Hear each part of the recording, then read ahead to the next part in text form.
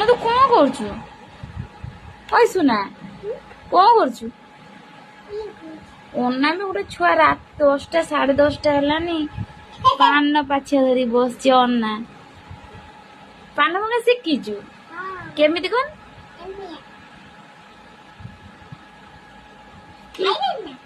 କି ପାନ ପିଲା ଦେଖ କେମିତି ପାନ ଭାଙ୍ଗୁଛି।